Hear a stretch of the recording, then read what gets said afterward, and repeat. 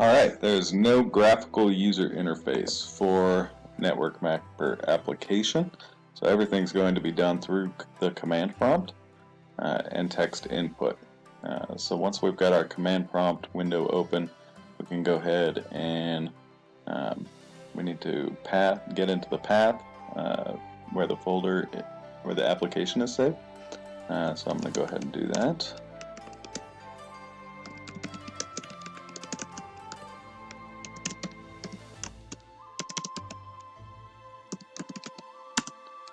And then once I'm in there, I can go ahead and scan my home network.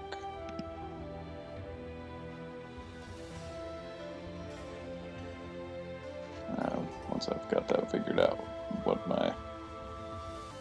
there it is.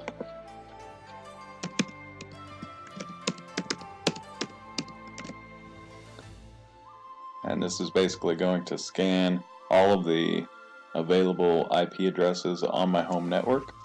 Last time I did this, it took about 25 minutes, and one of the things, there's no indications that the application is still working in the background. So if you don't want to pull up Task Manager, you can get a status update by hitting Enter once you've got the application running, and it will provide you with an update as well as an estimate of time to completion. And I take these numbers with a grain of salt. As you can see, it says about 2 seconds remaining, but like I said last time, it took about 25 minutes, and that's because it's doing once it finds an IP address, it's also scanning all the available ports associated with that IP address, and there's quite a lot of ports on any given host on the network. So we'll go ahead and I'll fast forward to the end. Okay, so about 25 minutes has passed, and my network has been scanned. As I scroll up, we can see all the hosts that are on my network that are visible, and there's 8 hosts on my network right now. So taking a look through them, I got a pretty good idea on what most of these are, but there's one that's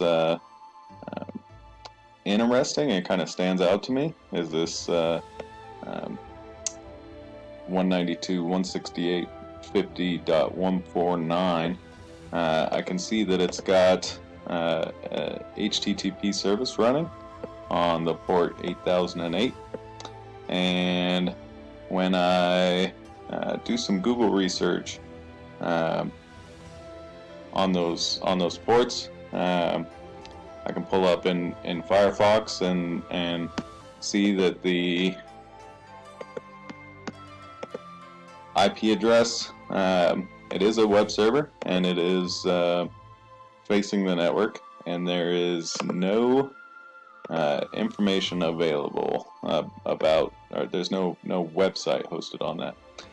One of the other ports that also came up was the 8009, and it was listed as AJP13 as the service. When I do some research on that, it looks like it's associated with Apache Tomcat and specifically the Apache JServe protocol. I'm not going to try and pen test that yet. I'm going to do some more research to try and identify what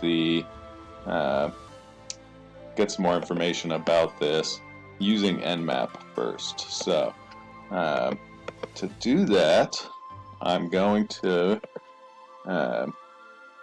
run Nmap again on this specific IP address with some different options enabled, and these options, the -A option enables you to look at the services and try to determine what operating system it's running, and the T4 makes it a little bit faster. So let's go ahead and run this and see what we can come up with.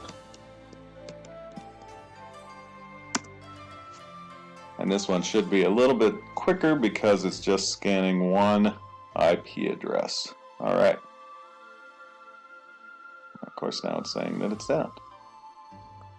I'll do some more research and I will get back with everybody soon. Alright, so I was able to figure out a little bit what was going on there. It looks like the host was blocking the network map application's pings. So I was able to verify that it was still online using just by sending a simple ping from my command prompt. And then I tried some variations to isolate the problem. I tried it without the -T4, and that threw up the same error.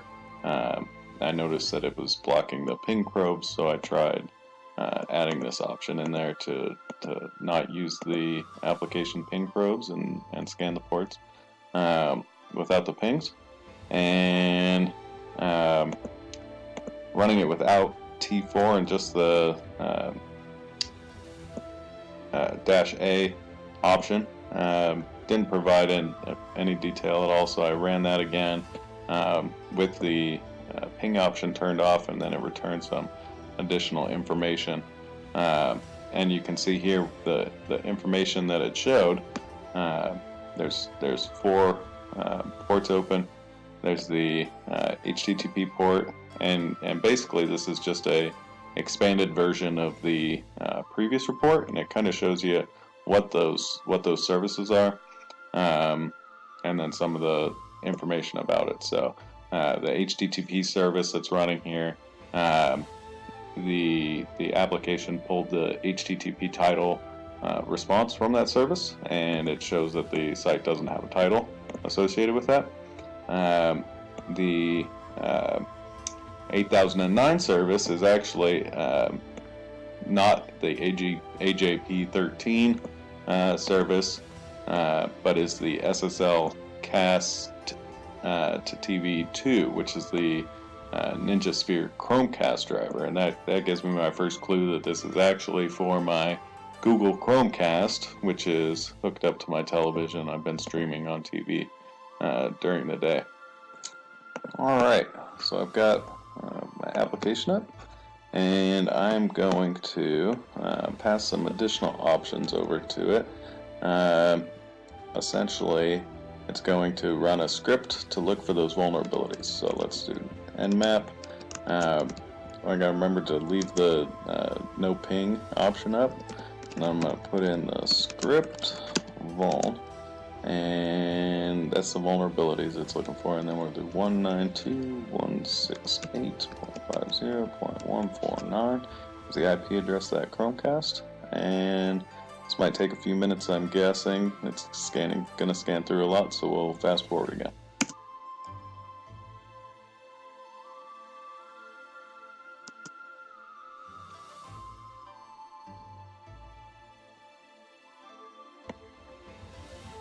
Alright, and that took about 3 minutes, and as we look at it, it shows us here on each of the ports that it scanned, and it looks like it could not find any vulnerabilities. I'll have to do some research, probably not in this video, to figure out what this CLA MAV executable or execution is. But it looks like good news. Doesn't appear to be any major vulnerabilities for my Chromecast, which isn't surprising considering that it's a Google technology. They probably keep those relatively up to date. Anyways, I hope everybody enjoyed the video, and I look forward to learning about your technologies and answering your questions through the week. Thanks.